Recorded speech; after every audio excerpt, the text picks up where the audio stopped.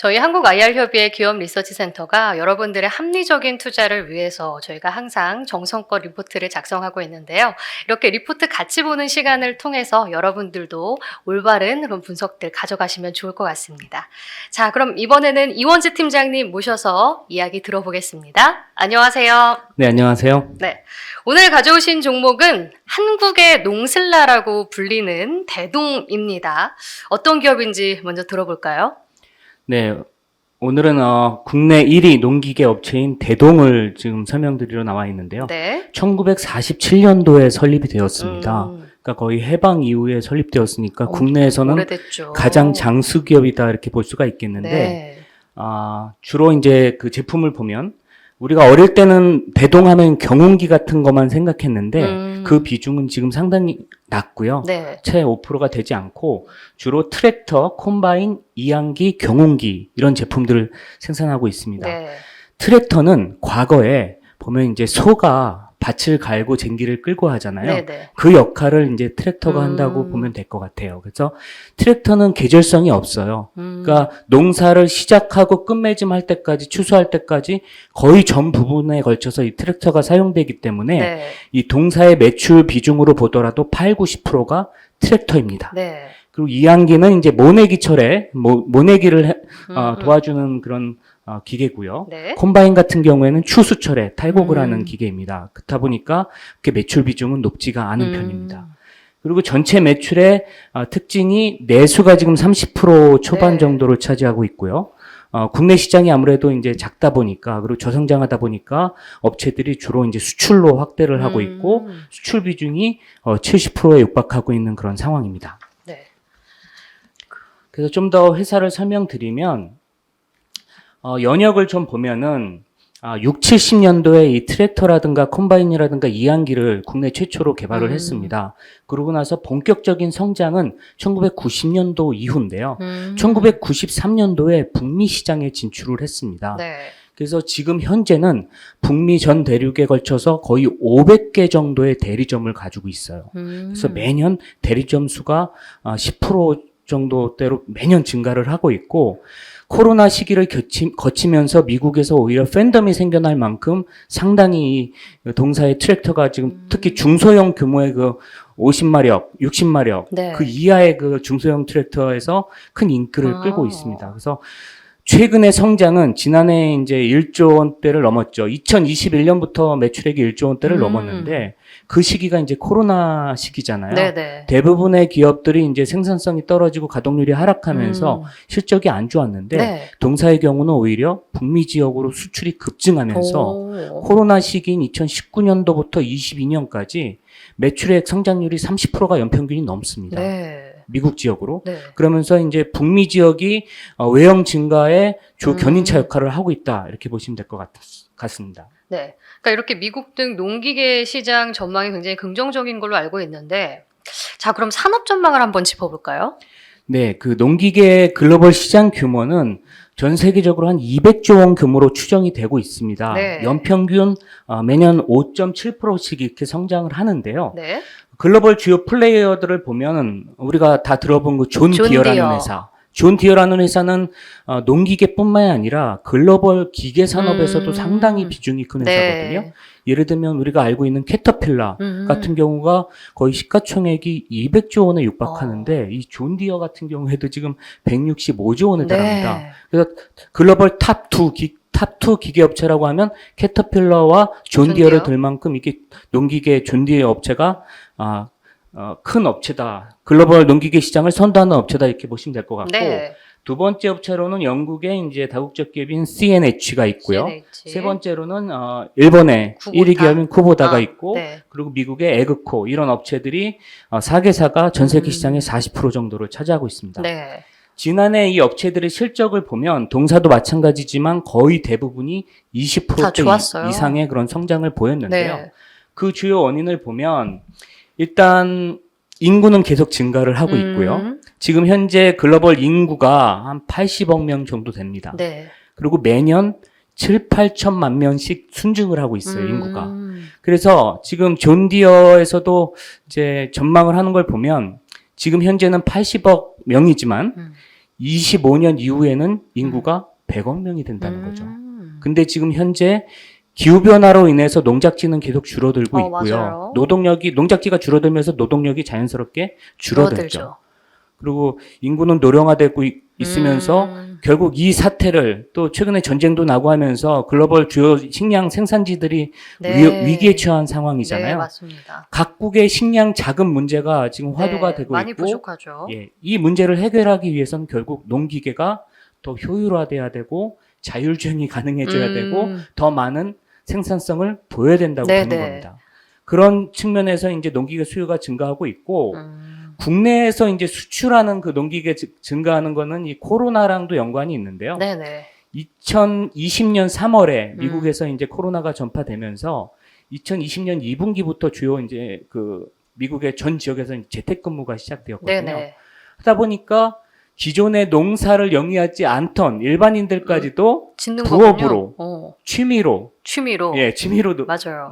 이제 농사를 하는 거죠. 네. 그리고 이제 정원을 이제 스스로 가꾸는 정원 가드닝 가꾸기. 케어. 네. 그리고 이제 새로운 문화 현상인데 하비팜이라는 그런 단어가 생겼어요. 네네. 그러니까 팜, 그 농업을 취미로 하는 하는 거죠. 예. 근데 얼핏 들어보면은 이 농업을 취미로 하는데 무슨 트랙터까지 필요하냐? 그러니까 좀 작은 게 필요하겠네요. 그렇죠. 네. 그래서 우리나라는 주요 수요를 보면은 7, 80%가 100마력 이상의 대형이 우리나라는 인기인데 네. 우리나라가 미국으로 수출하는 트랙터는 최고 인기 기종은 2, 30마력의 작은 집에서 쓰는 트랙터고요. 네. 5, 60마력의 이제 중소형 그런 트랙터들이 네. 거의 뭐 90% 이상을 차지하고 있다. 이렇게 보시면 될 것 같아요. 그러니까 존디어가 보통 큰 걸 만들죠. 그렇죠. 그래서 북미 시장에서도 존디어는 부동의 그 네. 대형, 예를 들면 500마력, 600마력, 전차보다도 더 큰 크기거든요. 네. 그런 크기를 주로 이제 집중을 하고 있고, 그게 더 고부가고 시장이 크니까요. 네. 그 틈을 이렇게 중소형 시장을 타고 이제 구보다가 미국의 70년대 이제 들어가서 네. 지금 50여 년 이상 장사를 하면서 중소형 시장을 구보다가 장악을 한 거죠. 그 시장에서 이제 동사인 대동은 네.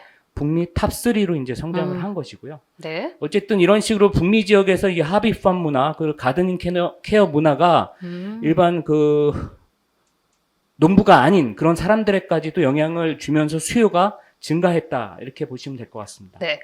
국내 시장을 보면 미국하고는 지금 다른 상황인데요. 네. 국내 시장 규모가 2.3조 원 규모밖에 되지 않습니다. 그러니까 전 세계 시장 규모의 거의 100분의 1 수준밖에 되지 않고 지난 그 5개년간의 연평균 그 농기계 시장의 수요 성장률을 보면 1.7%밖에 되지 않거든요. 시장이 워낙 작고 네네. 사이즈가 작다, 성장률이 낮다 보니까 네. 업체들은 자연스럽게 수출 시장을 녹화할 수밖에 없는 네. 그런 상황이고요. 네. 그래서 보면은 동사의 경우에도 한 내수 비중이 한 35% 이렇게 되다가 최근에는 30%가 무너질 수 있는 내수 비중이 줄어들수록 수출 비중은 늘어난다는 얘기잖아요. 네. 지금 70% 이상 늘어날 것 같은 그런 전망을 보이고 있고 네. 국내 메이저 회사들 동사 포함해서 LS 엠트론이라든가 TYM이라든가 이런 업체들도 네.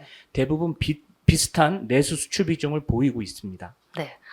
그러니까 우리나라에서는 이 농업이라는 게 약간 성장 산업이 아닌 사양 산업으로 여겨질 수 있지만 이제 북미나 이제 다른 나라에서는 다르게 여겨질 수 있다. 이런 것도 좀 관전 포인트로 봐야 될 것 맞습니다. 같은데. 그래서 내수는 지금 정체되어 있는데 네. 제가 수출 데이터를 지금 보여드리는데요. 네. 보시면 최근 5년간 2017년도에 보면은 수출액이 5억 불이었습니다. 근데 지난해 보시면 12억 5천만 불로 이렇게 증가를 했거든요. 네. 과거 5개년 연평균 성장률이 23.4%다.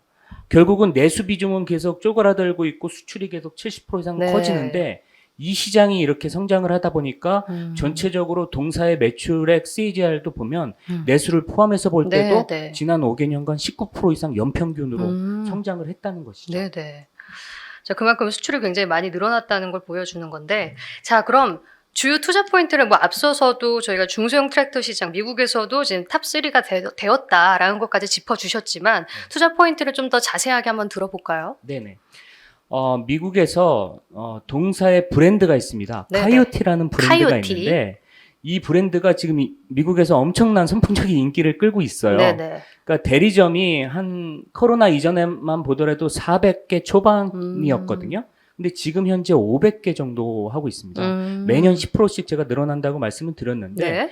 매년 대동에서 주최하는 카이오티 딜러 대회까지 있고요. 오. 그래서 지난해만 보더라도 거의 뭐 850명이 모여서 네. 전국에서 모여서 행사를 하는 거죠.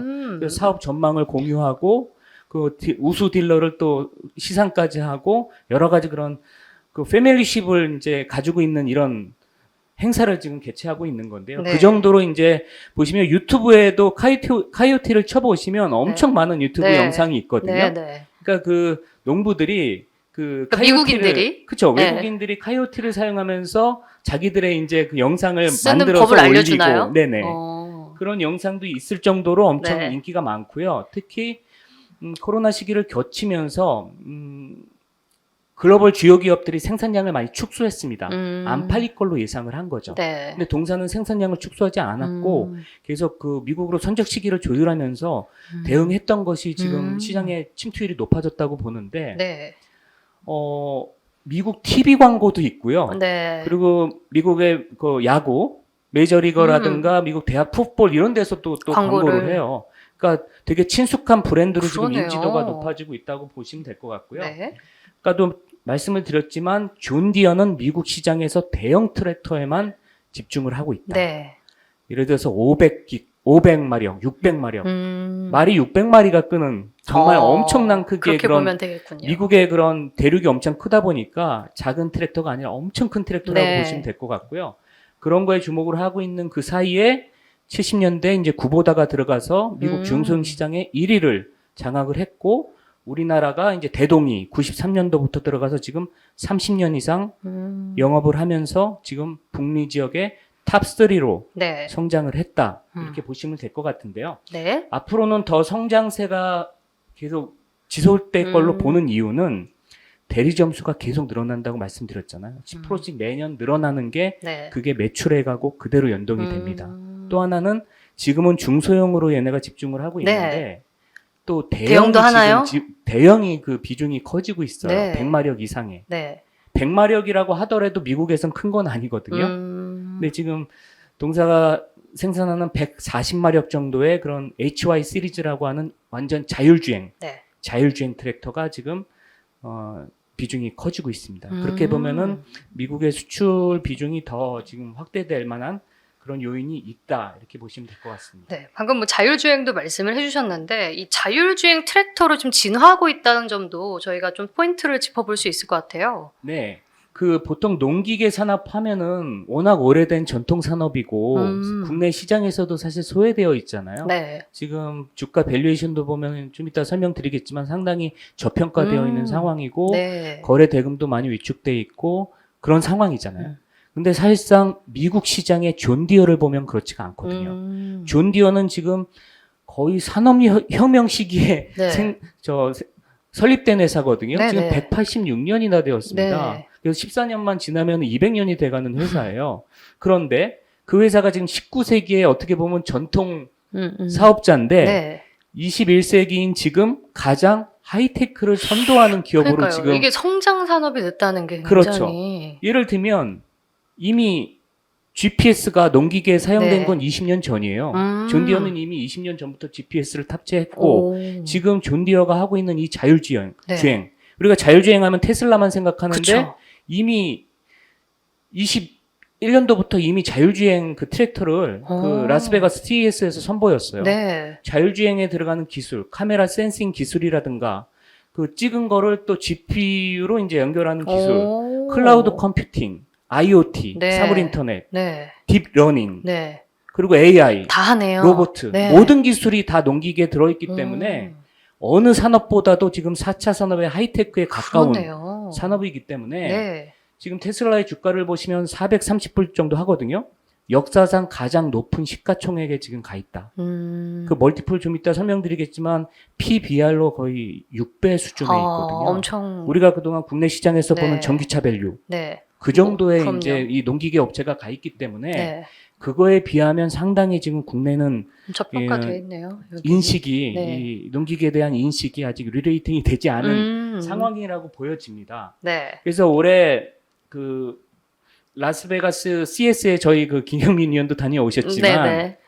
라스베가스 CES 하면 보통 예전에는 가전, 냉장고, 뭐 세탁기, TV 이런 가전을 주로 다루는 이런 전시회였고 네네. 최근에는 이제 뭐 모터쇼라든가 이런 자율주행. 자동차 회사들이 많이 이제 관심을 가지고 참여하는 그런 전시회인데 네. 올해는 그 주제 발표를 키노트 발표를 네. 존 디어가 했습니다. 존 디어가 있군요. 존 디어가 오프닝을 1시간 동안 와. 존 메이 회장이 직접 발표를 네. 하면서 이게 시사하는 바가 뭐냐면 네. 그 당해년도에 가장 핫한 기업이 네. 가장 기술을 선도하는 기업이 그 키노트를 하는 거거든요. 존 디어가 그 업체였다는 거죠. 그렇군요. 그래서 존 디어가 올해 그 전시한 기계를 보면 네. 트랙터인데요. 트랙터인데 이렇게 보니까 긴 날개가 달려 있더라고요. 이렇게 비행기처럼 날개요? 긴 날개처럼 이렇게 달려 있는데 네. 그게 이제 파종기예요. 씨를 뿌리는 파종기를 트랙터에 달았는데 씨도 뿌려주는군요. 예를 들면 그 날개에 그 파종기 로봇가 네. 24개가 달려 있는 거죠. 와. 그래서 한 개가 기관총처럼 1초에 30개의 옥수수 알을 씨앗을 쏘는 거죠. 와. 그럼 그게 24개가 달려 있기 때문에 1초에 720개의 옥수수 알을 씨앗을 땅에다가 빠르게, 정확한 위치에 정확하게 쏘는 거죠. 와. 쏘면서 비료를 뿌리는데 네. 그 비료를 정확하게 0.2mm 땅의 깊이에 정확한 그 소량만 뿌리는 거죠. 사람보다 더 잘하겠는데요. 그렇죠. 카메라 센싱 기술이 있어서 네. 제가 자율주행한다 그랬잖아요. 네. 앞뒤 전후로 속도를 조절하면서 가면서 카메라가 있고 레이더 기술까지 다 있어서 정확하게 그 씨앗이 뿌려줘야 될 정확한 위치에 정확한 양을 뿌려주는 거죠. 그렇게 되면 어떻게 되냐면 과거의 농업을 생각해 보면 씨앗도 막 뿌리고 네. 비료를 막 이렇게 흩뿌릴 거 아니에요. 네. 그러면 사실은 필요한 비료보다도 몇 배 많은 비료가 소비되는 거잖아요. 네. 소비될 뿐만 아니라 그게 또 환경적으로도 유해하거든요. 그게 탄소를 배출하는 물질이기 때문에 그래서 존 디어는 결국은 농업 생산성을 높여준다는 거예요. 이 비료 그 소모량이 60%가 네. 줄어든다고 하고 그로 인해서 친환경적으로도 도움을 준다는 거죠. 근데 대동도 지금 자율주행을 하고 있다는 거잖아요. 그렇죠. 네. 존 디어가 가는 길을 보면 지난해 그 베어 플래그라는 그 로보틱스 그 로봇 회사를 인수했거든요. 네네. 거의 3천억 대 이상을 주고 인수를 했는데 이 대동이나 TYM 국내 업체들도 지금 자율주행을 하고 있습니다. 네. 지금 1단계지만 자율주행 기술을 가지고 있고 트랙터라든가 이항기 뭐 컴바인 이런 데 자율주행 기술이 이미 들어가 있고요. 네. 대동 같은 경우에는 2.5단계 자율주행 단계를 뛰어넘어서 올해 9월까지 3단계 네. 자율주행인데 자율 작업이 가능한 3단계 트랙터를 출시할 예정입니다. 네네. 이미 3단계 이 정도면은 우리가 테슬라도 지금 자율주행을 하고 있지만 길에서는 워낙 도로에서는 위험 요인이 많기 때문에 빨리 갈수록 뭐 이 자율주행이 현실화되기가 힘들죠. 완전 자율주행 가기가 쉽지가 않잖아요. 네네. 근데 생각해 보면 이 농사 짓는 땅에서는 그런 위험 요인이 없잖아요. 얼마든지 자율주행이 더 가파르게 기술이 진보할 수 있다 이렇게 보는 거죠. 그래서 네. 자율주행 업체로도 지금 국내 업체들이 지금 기술을 계속 확보하고 있기 때문에 지금까지는 소외되어 있지만 시장의 인식이 곧 바뀌지 않을까 이런 기대감을 가지고 있습니다. 네. 자, 그렇다면 저희 이 대동의 실적도 한번 보고 싶은데요. 작년 실적과 함께 또 내년, 올해 실적 전망을 들어볼까요? 네, 지난해 전 세계 그 농기계 업체들이 다 20%대 이상 성장을 네. 했듯이 네. 대동도 보면 지난해 24%의 매출 성장률을 보였습니다. 네. 내수에서도 성장을 했고 수출에서도 훨씬 더 큰 성장을 보였는데요. 네. 내수가 정체라고는 하지만 지난해 내수에서도 8% 정도의 성장을 보였고 수출에서는 30%대 이상 성장을 한 거죠. 확실히 특히 작년에 미국 시장에서 좋았네요. 30%대 이상 성장을 네. 보이면서 그 부분이 전체 외형 성장을 이끌었다 이렇게 보시면 될 것 같고요. 네. 수출 부분의 80% 이상은 미국이 기여했다. 네. 이렇게 이해를 하시면 될 것 같습니다. 아까도 설명드렸지만 북미 시장에서 코로나를 거치면서 그런 하비팜 문화 네. 그리고 가든 케어 문화가 이제 농기계 수요를 이끌었다 이렇게 보시면 될 것 같고 네. 그러면서 국내 시장의 그 중소형 트랙터가 미국에서 인기를 끌었다. 그래서 지난해 미국 트랙터 그 수입액이 네. 13억 불 정도였거든요. 네, 네. 13억 불 정도였는데 국내 시장 그 중소형 트랙터가 차지한 비중이 47%다. 오, 맞네요. 거의 미국 시장 수입액의 절반을 국내 트랙터가 차지했다. 가장 큰 기여는 역시 대동이겠죠. 대동이겠죠. 네네. 그렇게 보시면 될 것 같아요. 네. 근데 지난해 이제 영업 실적은 상당히 좋았음에도 불구하고 네. 영업이익이 800억대 나왔잖아요. 네. 800억대 나오고 영업이익률은 6%대가 네, 나왔는데 네. 영업 외수지가 좀 많이 안 좋았습니다. 영업 외수지에서 307억 정도가 감소가 됐는데 네. 매출액이 늘어나면서 이제 안 좋은 게 지금 차입금까지 같이 늘어나고 있어요. 이렇게 마케팅을 하면서 차입금이 같이 늘어나고 있어서 요즘에 고금리 시대에 이제 이자가 이자까지 있겠네요. 같이 커지고 있어서 네. 지난해 이제 237억 정도 이자 비용이 발생을 했고요. 또 파생 상품 평가 손실까지 겹치면서 지난해 영업의 수지가 안 좋았다 이렇게 정리를 해드릴 수 있을 것 같습니다. 네. 올해 1분기 실적도 나왔는데요. 네. 제가 올해 연간으로도 한 10%대 이상 매출액이 성장한다고 전망을 했는데 역시 1분기에도 그 추세는 시연이 됐습니다. 네. 1분기에 매출액이 4,009억이 나왔는데 네. 12% 정도가 증가를 했고요. 영업이익은 337억으로 56%나 급증을 했습니다. 오. 특히 영업이익률이 지금 8%대가 오, 잘 나왔네요. 8.4%가 나와가지고 네. 전년 동기 대비 2.4%포인트가 지금 상승했거든요. 네. 계속 그래서 내수는 줄어들고 북미 지역으로 이제 수출이 증가하면서 네. 이 이익률까지도 같이 동반 그러네요. 좋아지는 그런 상황입니다. 네. 그래서 매출액이 증가할수록 이익률도 우상향하고 있는 그런 추세다. 이렇게 이해를 하시면 될 것 같습니다. 네. 그래서 연간으로는 올해 매출액 증가율을 10.2%를 보고 있고요. 네. 영업이익 증가율은 34.5% 이렇게 보고 있습니다. 네. 자, 그럼 지금 현재 주가 수준은 어떤지 대동의 밸류에이션도 한번 분석을 해주시죠. 네, 저희가 작성했을 때만 하더라도 PER 올해 실적 기준으로 PER 5.4배, PBR 네. 0.8배였는데요. 네. 그 이후로도 주가가 주가가 하락을 해서 네, 빠졌어요. 지금 현재로는 PER이 4.7배, 네. PBR은 0.7배 수준에 있습니다.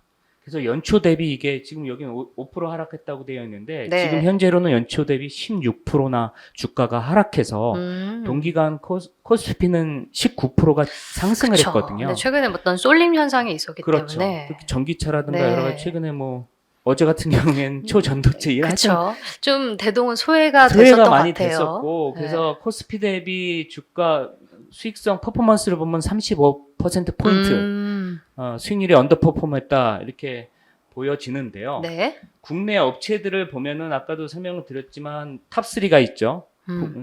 대동을 포함해서 이제 TYM 또 LS엠트론 이렇게 있는데 LS엠트론은 비상장이기 비상장이죠. 때문에 우리가 직접적으로 비교해 볼 수 있는 업체는 TYM이겠죠. TYM은 지난해도 매출액이 1.2조 원이고 네. 내수 수출 비중도 비슷하고 네. 거의 사업 구조 면에서 이제 동사하고 비슷해요. 같이 비슷하기 네. 때문에 같이 비교해 볼 수가 있겠는데요. 네. 둘 다 저평가 받고 있다. 결론이 네. 이렇게 말씀드릴 수가 있을 것 같습니다.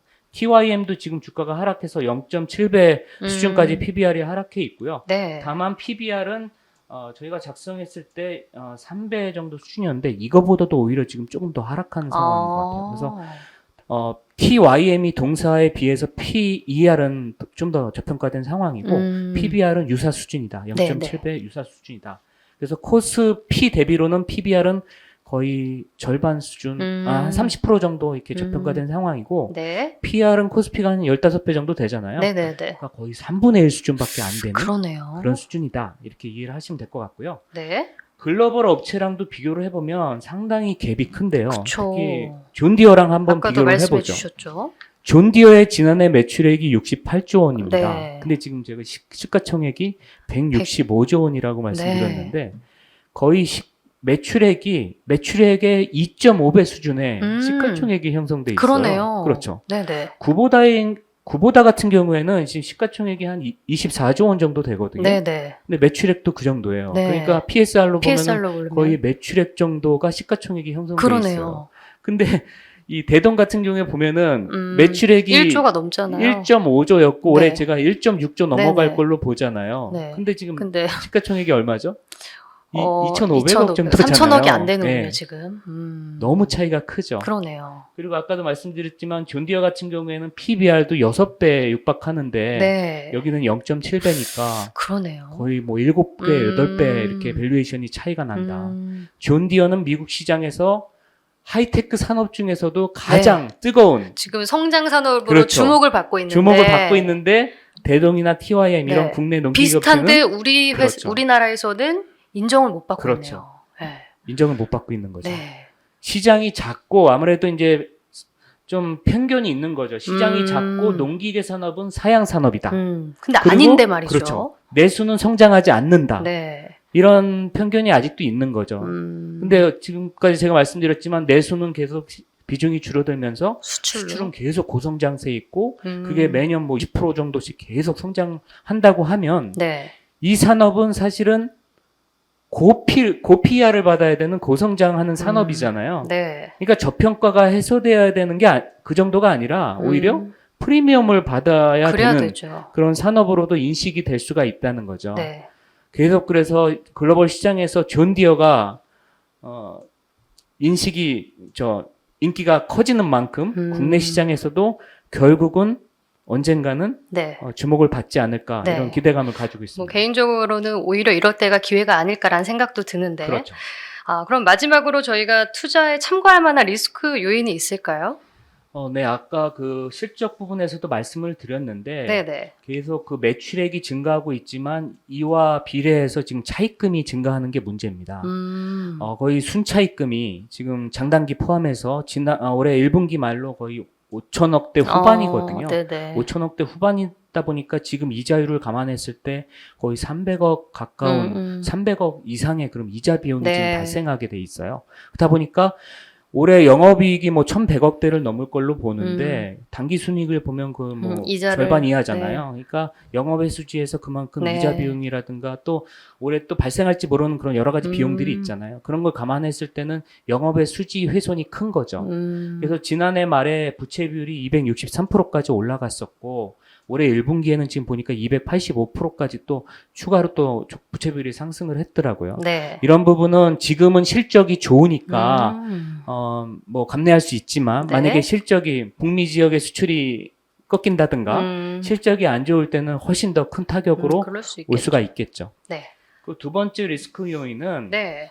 아무래도 이 트랙터의 수요가 특히 국내 같은 경우에는 농가의 수익과 수익 규모와 밀접하게 연관된다는 그러니까 농가가 거죠. 좀 돈이 있어야. 그렇죠. 네. 돈을 벌어야 트랙터도 교체 수요가 발생을 한다는 겁니다. 네. 농가의 수입은 주 수입원은 쌀이고요. 그리고 벼농사 쌀이거나 아니면 축산업 소를 한우죠. 팔겠죠. 네. 한우 가격. 네. 그러니까 소고기 가격이 중요하고 쌀 가격이 중요한데 네. 어쨌든 최근 추세는 이 가격이 지금 약세를 보이고 있습니다.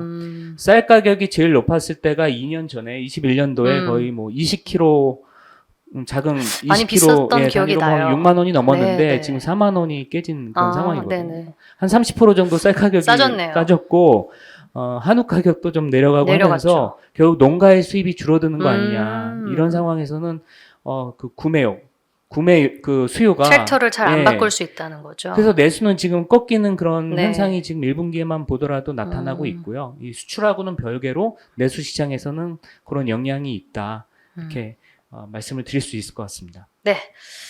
지금 숨어있는 종목을 발굴하는 시간이었지 않았을까 싶습니다. 자, 대동에 대한 자세한 분석 이원재 팀장님께 들어봤습니다. 오늘 말씀 고맙습니다. 네, 수고하셨습니다.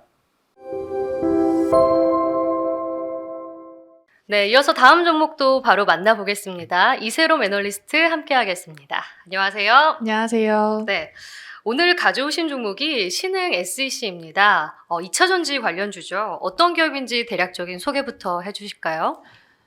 신흥 SEC는 2차전지 부품 업체이고요. 그 주요 제품으로는 중대형 각형 캡 아세이 그리고 소형 CID, 중대형 각형 캔 등을 주요 제품으로 이제 생산을 하고 있습니다. 핵심 고객사는 삼성 SDI고요. 동사의 매출의 90% 이상이 삼성 SDI를 통해서 발생하고 있습니다. 조금 생소하신 분들이 많을 것 같아서 이 주요 제품의 역할을 간단하게 말씀을 드리자면 캡 마세이는 이 중대형 전지에 적용이 되고 있고 배터리 셀 내부의 압력이 상승하거나 과전류가 발생을 했을 때 이 가스를 배출을 해서 배터리 폭발을 방지하는 주요 안전 부품이다라고 보시면 될 것 같고 이 CID 같은 경우에도 배터리 폭발 방지 부품인데요. 이 제품 같은 경우는 보통 소형 원통형 전지에 적용되고 있다라고 보시면 좋을 것 같습니다. 그러니까 각형 캡 어셈블리 그리고 캔 이런 것들을 만드는 회사인데 2차 전지는 올해 우리 시장에서 가장 뜨거운 화두가 네. 아닐까 싶은데요. 산업 현황을 한번 짚어보고 갈까요? 네, 일단 지금 이제 데이터로는 5월까지 전기차 그리고 2차 전지 판매량 데이터가 나와 있는 상황입니다. 올해 1월에서 5월까지 누적 데이터를 보면 글로벌 전기차 판매 대수가 342만 대를 기록을 하면서 전년 동기 대비 42%의 상승세를 기록을 했고요. 누적으로 봤을 때 지금까지 전기차 침투율은 10.2%를 기록하고 있는 상황입니다. 전기차에 적용되는 2차 전지 같은 경우에는 1월에서 5월 누적 글로벌 배터리 사용량이 전년 동기 대비 52% 성장하는 흐름을 보였습니다. 이 전기차용 배터리 시장은 사실 한국과 중국 그리고 일본에 위치한 기업들이 과점을 하고 있는 상황이기 때문에 이 사실 국가별 배터리 시장 점유율도 좀 중요한 포인트다라고 볼 수 있는데요. 1분기 같은 경우에 글로벌 배터리 시장에서 중국 기업들이 갖고 있는 합산 점유율은 61%를 차지했고요. 한국 같은 경우는 24.7%로 2022년 연간으로 한국 점유율이 26% 수준이었는데 조금 축소되는 그런 그림을 볼 수 있고 중국은 56%에서 올해 1분기 61%로 좀 많이 올라왔습니다. 이유가 뭐 CATL이나 BYD 같은 업체들이 중국 외에 이제 글로벌 지역에서 일단 출하량과 점유율이 빠르게 증가했기 때문이고요. 그래도 저희가 하반기에 좀 이런 하반기에 좀 기대를 할 만한 부분들은 네. 미국에서 지금 IRA 보조금 효과가 2분기부터 좀 본격적으로 반영이 되고 있기 때문입니다. 우선 1차 보조금 지급 대상 차종 22개 모델이 있는데 이 중에 17개 차종에 K배터리가 탑재될 것으로 지금 발표가 되었고요. 이에 따라서 올해 2분기부터 IRA 보조금 효과로 LG 에너지 솔루션이랑 SKO는 북미 쪽에 지금 출하량이 증가한 것으로 판단되고 있습니다. 앞으로 이제 IRA 요건이 더욱 강화될 것으로 예상되고 있기 때문에 지금 전기차 그리고 배터리 생산 업체들은 북미 생산 거점을 필수적으로 확보를 해야 되고 또 기존에 갖고 있더라도 북미 생산 거점의 캐파를 좀 빠르게 증설을 해야 되는 흐름이 불가피할 것으로 예상되고 있습니다. 삼성 SDI 같은 경우는 LG 에너지 솔루션이랑 SK온과 다르게 아직까지는 북미의 생산 거점을 좀 이렇게 두고 있지는 않은데요. 지금 스텔란티스랑 GM과 같은 완성체 업체들과 JV를 설립할 것으로 계약을 했고 2025년부터 이제 좀 타 업체들 대비는 LG 에너지 솔루션과 SK온보다는 후행해서 좀 진출을 하는 것이지만 SDI는 2025년부터 북미 시장 진출이 좀 가속화될 것으로 기대되고 있습니다. 네. 확실히 신흥 SEC는 이제 삼성 SD향이기 때문에 2차 전지 시장과 함께 이쪽에 투자도 함께 지켜볼 필요가 있어 보입니다. 네. 자, 그럼 신흥 SEC만의 투자 포인트는 어떻게 잡으셨나요? 우선 하반기에 가동률 상승이 좀 기대가 되고 있고 신규 생산 라인의 증설 효과가 실적으로 반영될 것으로 예상이 되고 있습니다. 네. 1분기 같은 경우에는 고객사의 재고 조정 여파가 있었기 때문에 이 회사가 오산과 양산 그리고 서안, 말레이시아 같은 부분에 주요 생산 시설을 두고 있는데 가동률이 전년 동기 대비 좀 축소되는 흐름을 보였습니다. 근데 고객사로부터 지금 받고 있는 수주에 대한 예상치가 하반기가 상반기보다 훨씬 더 크게 증가하는 흐름으로 보이고 있고요. 이에 따라서 주요 생산 라인에서 하반기 가동률 상승에 따른 실적 성장이 가능할 것으로 예상이 됩니다.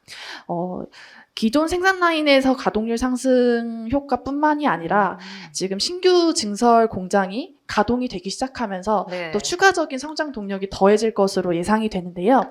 말레이시아랑 헝가리 법인에서 올해 하반기 중에 신규 생산 라인 투자가 진행되었던 부분이 완료가 되고 3분기 말부터는 좀 이런 증설 효과가 실적으로 더해질 것으로 예상이 되고 있습니다. 말레이시아 같은 경우에는 소형 CID를 주력으로 생산을 했었는데요. 기존의 월 생산 능력이 5,400만 개 정도였다면 증설 완료 이후에는 월 7,400만 개로 좀 증가를 하게 되고요. 헝가리 같은 경우에는 중대형 캡 아세이가 중대형 캡 아세이가 주요 생산 제품이었는데 기존의 월 생산 능력이 960만 개 수준에서 하반기 중에는 월 1,200만 개로 확대가 될 것으로 예상이 되고 있습니다. 네. 그래서 단기적으로 이런 가동률 상승과 그리고 증설 효과가 반영될 수 있다라는 게 주요 투자 포인트로 좀 볼 수 있을 것 같고요. 나아가서는 좀 중장기적으로 미국 법인에 따른 안정적인 또 성장 동력이 더해질 것으로 기대가 되고 있습니다. 지금 신흥 SEC는 삼성 SDI의 북미 진출에 좀 대응을 해서 2025년 가동을 목표로 신규로 미국 그 생산 법인을 설립을 추진하고 있습니다. 현재까지 북미 지역에 지금 공장 매입을 완료한 상태이고요. 내년부터 생산 라인 증설이 본격화되면서 2025년부터 이 신흥 SEC의 미국 생산 라인이 가동이 될 것으로 기대되고 있습니다. 지금 삼성 SDI의 북미 진출에 대응을 하기 위해서 신흥 SEC도 동반해서 미국 쪽에 생산 라인을 추가를 하고 있는 격인 상황이고 또 이 신흥 SEC의 매출액 대부분이 삼성 SDI를 통해서 발생을 하고 있습니다.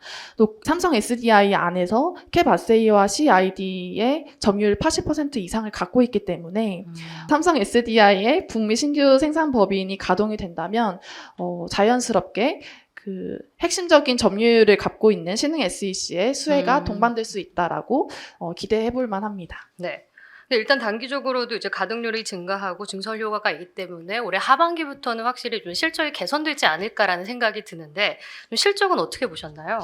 네, 우선 올해 1분기 실적을 간단히 말씀드리면 매출액은 1,212억 원을 기록했고요. 영업이익은 68억 원을 기록했습니다. 그래서 뭐 전년 대비해서 뭐 매출액 영업이익이 올라가는 흐름을 보여줬습니다만 조금 아쉽게도 원재료인 알루미늄 가격이 하향 안정화되었음에도 불구하고 유럽 공장에서의 전력비 부담 그리고 인건비 부담이 좀 지속이 되면서 1분기의 전사 영업이익률은 좀 5.6%로 아직 예전에 이 회사가 좋은 실적을 냈을 때의 흐름으로 회복하지는 못한 상황이 이어지고 있고요. 네.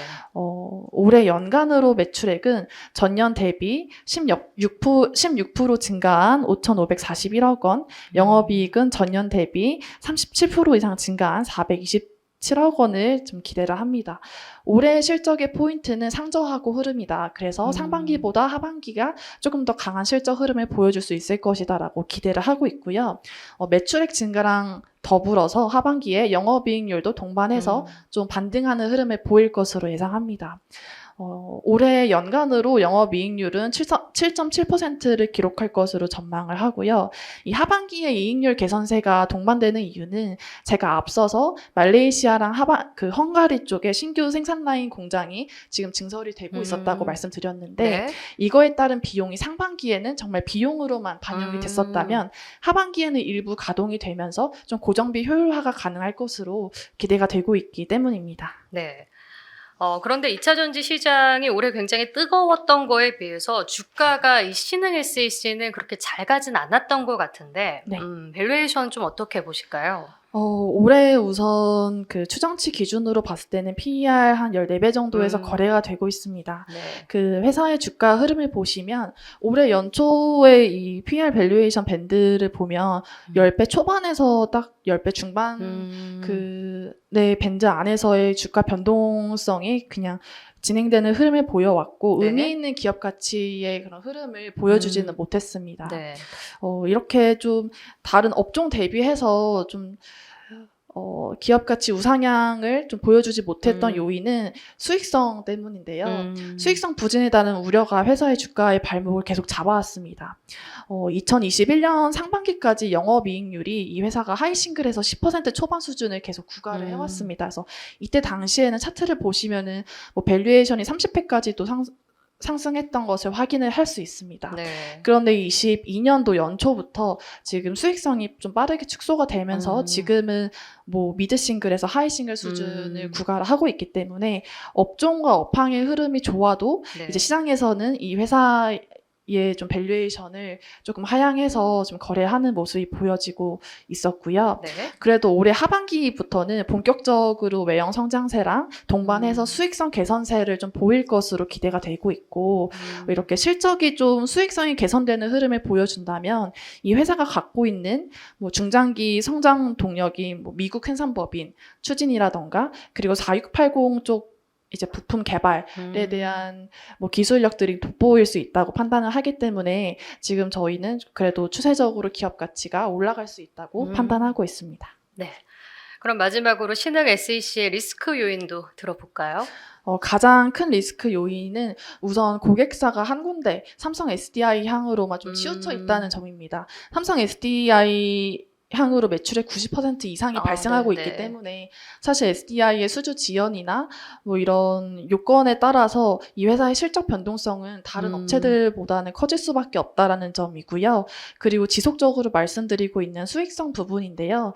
하반기에 신규 생산 라인 가동이 만약에 지연된다고 한다면 고정비 효율화가 또 당연히 같이 동반해서 지연이 되기 때문에 하반기에 저희가 기대하고 있는 매출액과 수익성이 동반으로 개선되는 흐름도 내년으로 미뤄질 수 있습니다. 그래서 이런 부분은 좀 저희가 유심하게 체크해야 되는 부분이라고 판단됩니다. 네. 자, 그럼 지금까지 신흥 SEC에 대한 분석 이세롬 애널리스트께 들어봤습니다. 오늘 말씀 고맙습니다. 감사합니다.